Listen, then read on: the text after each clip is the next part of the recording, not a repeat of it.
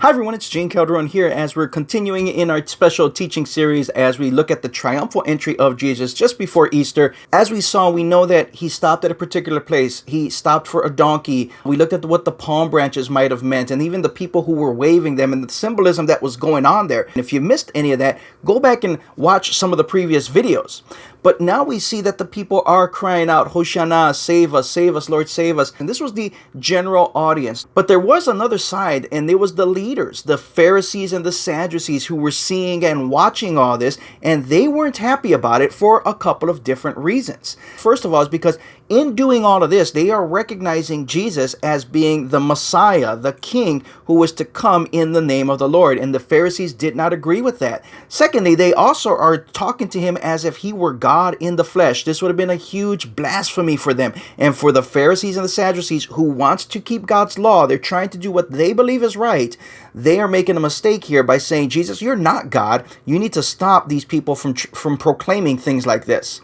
The third thing is it's taking power and recognition away from the Pharisees. Now they're looking at Jesus as the main guy that they should follow, and it's kind of threatening the authority and the place that the Pharisees and the Sadducees had in their community, so they knew they were going to lose an audience to Jesus if they allowed this to happen. Lastly and fourthly, we already got about 3 million people, if Josephus's numbers are correct, about 3 million people in a city that is only meant to hold about 80,000. If they can't keep everything orderly, the Romans are going to step in and they will shut it down. You can look at the history where previous times Roman authorities have come down and shut down Passover before, and they wouldn't be shy about doing it again. The Pharisees and the Sadducees did not want that to happen, and so they're telling Jesus, shut your disciples up.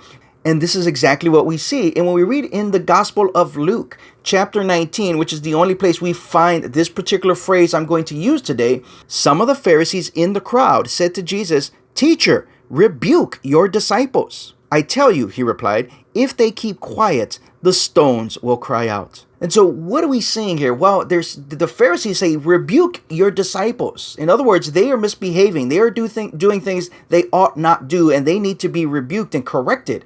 And then Jesus replies with something that is a little bit odd.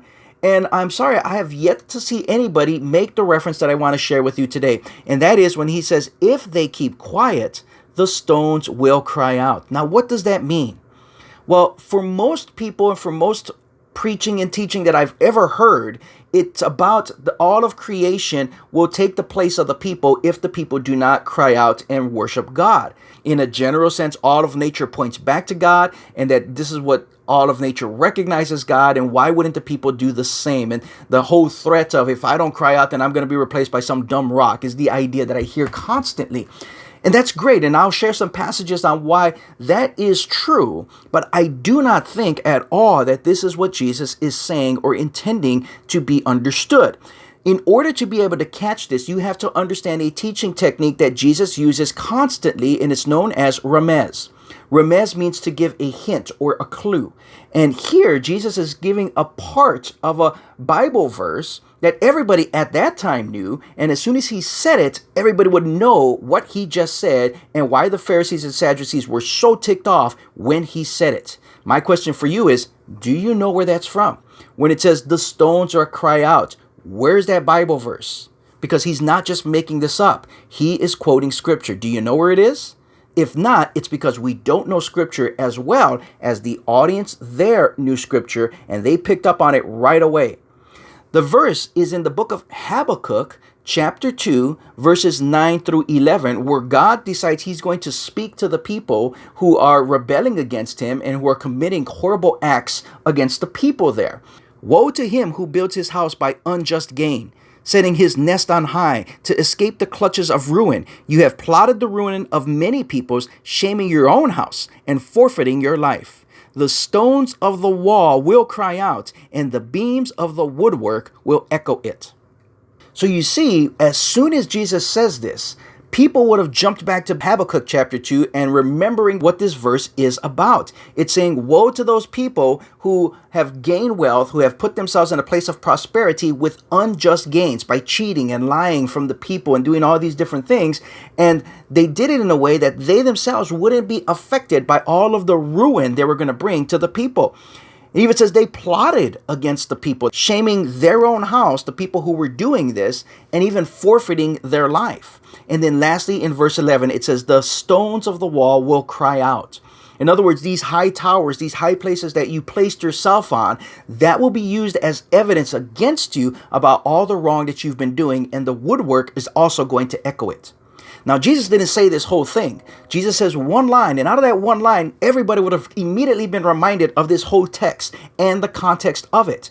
It's like being part of an inside joke. I say one line, you and I laugh about it, but some other people who aren't a part of this inside joke, they wouldn't be able to recognize that joke because they weren't part of it. They don't know the pretext to the context that Jesus is bringing up here. And the same thing happens with us. When we don't know Habakkuk chapter 2 very well, we come up with other ideas of what Jesus might have meant when he said the stones will cry out. All of nature cried out. And there's nothing wrong with that. That is something that the scriptures constantly talk about nature crying out and revealing the glory of God. There's plenty of Bible verses that speak about that. This is not one of them. This is a reference back to Habakkuk chapter 2 about how the Pharisees, now Jesus is saying the Pharisees are the ones who have built themselves up on high places at the ruin of the people with no regard about all of the destruction that was going to be brought to them and the shame it was going to bring upon themselves. So much so that they would lose their lives. And the stones crying out, or the high places they've put themselves on, was going to be used as evidence against them,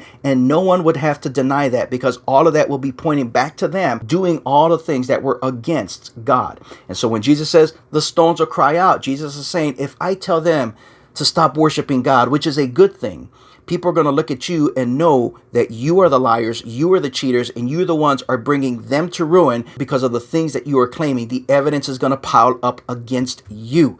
And that's what Jesus is saying here. It's not about rock crying out. It's not about creation, which is all good stuff that we read in the scriptures.